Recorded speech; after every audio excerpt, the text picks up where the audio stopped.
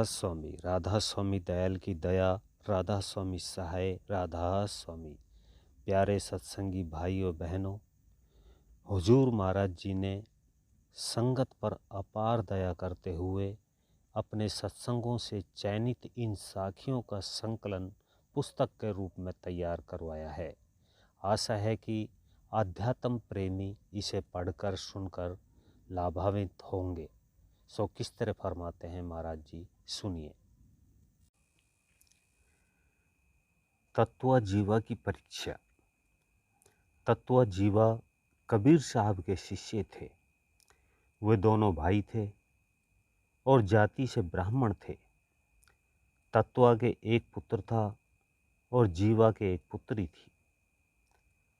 जब तत्वा जीवा ने कबीर साहब को अपना गुरु बनाया तो गांव वालों ने इसका विरोध किया कि ब्राह्मण होते हुए उन्होंने एक मुसलमान जुल्हा को अपना गुरु धारण कर लिया है।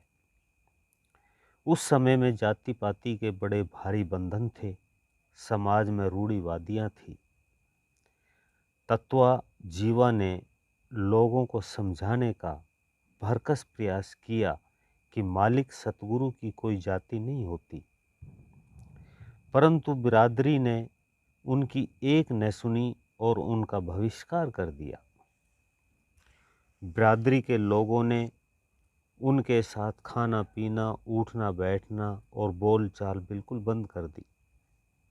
उनके बच्चे विवाह के योग्य हो गए थे, लेकिन कोई भी उनके बच्चों का रिश्ता स्वीकार नहीं कर रहा था। आखिर दुखी होकर तत्वा जीवा परिवार के साथ कबीर साहब के पास काशी चले गए। काशी में वह स्थान जहाँ पर कबीर साहब एक बड़े चबूतरे पर बैठकर सत्संग फरमाया करते थे, वह अब कबीर चौराहे के नाम से प्रसिद्ध है। वह कबीर चौराहा पहुँचे जहाँ कबीर साहब विराजमान थे। कबीर साहब का दर्शन करते ही वे गदगद हो गए। हृदय उमंग से भर गया था और आँखों से अश्रु धारा बह रही थी। कबीर साहब के दर्शन पाकर उनकी लंबे सफ़र की थकान और सारे दुख दर्द दूर हो गए। अब कबीर साहब तो जानी जान थे। उन्हें देखते ही पहचान गए कि ये वही भगत है जिन्होंने उन्हें गुरु धारण करते वक्त परीक्षा ली थी, और अब जब मालिक उनकी परीक्षा लेना चाहता है तो ये दुखी होकर घर से निकले हैं।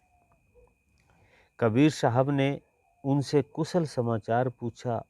उन्होंने रोते रोते बिरादरी द्वारा विरोध की सारी बातें कबीर साहब को कह सुनाई।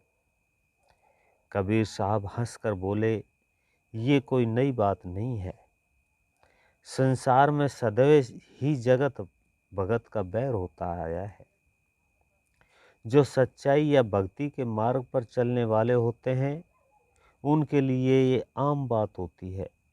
कदम कदम पर उन पर लांछन लगाए जाते हैं, उनकी निंदाएं की जाती है। इनसे घबराना, दुखी और चिंतित होना या उनकी शिकायत करने की जरूरत नहीं होती। इससे मालिक की मौज होती है, क्योंकि लकड़ी पर जब एक रंदा नहीं फेरा जाता तब तक उसकी धरातल चिकनी व समतल नहीं होती है। सोने को जब तक एक आग में तपाया नहीं जाता तब तक उसमें चमक नहीं आती और वह कुंदन नहीं बनता। भक्तों को इसी कारण संसार में दुख दिया जाता है। यदि वे दुखी न किए जाएंगे तो उनमें मालिक की भक्ति का रंग किस प्रकार प्रकट होगा। तत्वा जीवा, ये जो कुछ आपत्तियां तुम पर आ रही है, इस विशेष कार्य के लिए आ रही है। अब कबीर साहब ने तत्वा जीवा को बच्चों के ब्याह की एक युक्ति बताई कि तुम अपने गांव में जाकर ये कह देना कि क्योंकि हमारा गुरु कबीर जुल्हा मुसलमान है और मुसलमानों में चाचा दाद भाई बहन के विवाह होते हैं, इसलिए हम अपने लड़के लड़की की का विवाह घर ही में कर रहे हैं। लेकिन ऐसा करना नहीं है। तत्वा जीवा और उनका परिवार कबीर साहब से आशीर्वाद लेकर अपने गांव लौट जाए। अब उन्होंने सारे गांव में ये बात फैला दी, क्योंकि हमारे गुरु साहब मुसलमान हैं, हम भी मुसलमानों की तरह आपस में ही बेटा बेटी का विवाह नाता करेंगे। जब आप लोग हमें ब्राह्मण नहीं मानते तो यही सही। इस बात को सुनते ही सारे हिंदुओं में खलबली मच गई।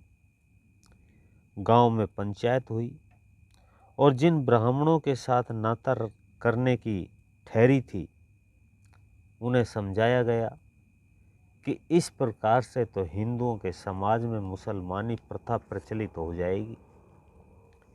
बड़ी मुश्किल से वे लोग माने, पर तत्वा जीवा अकड़ गए कि जब तक गुरु की आज्ञा नहीं होगी उस वक्त तक हम किसी के साथ संबंध नहीं जोड़ेंगे।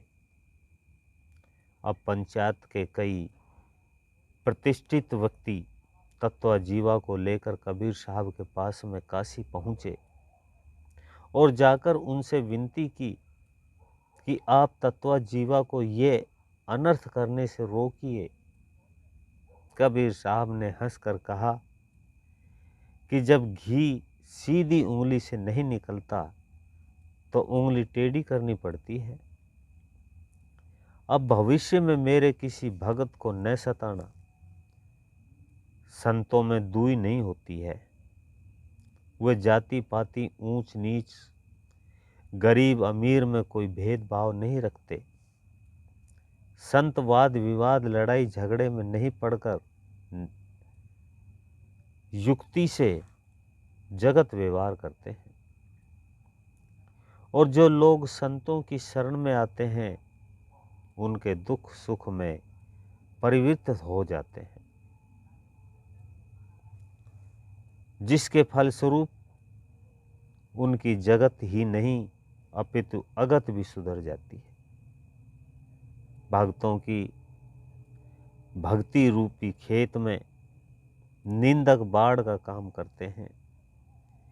ये गांव के सुअर की तरह भक्तों की निंदा करके उनके मल को साफ करते हैं।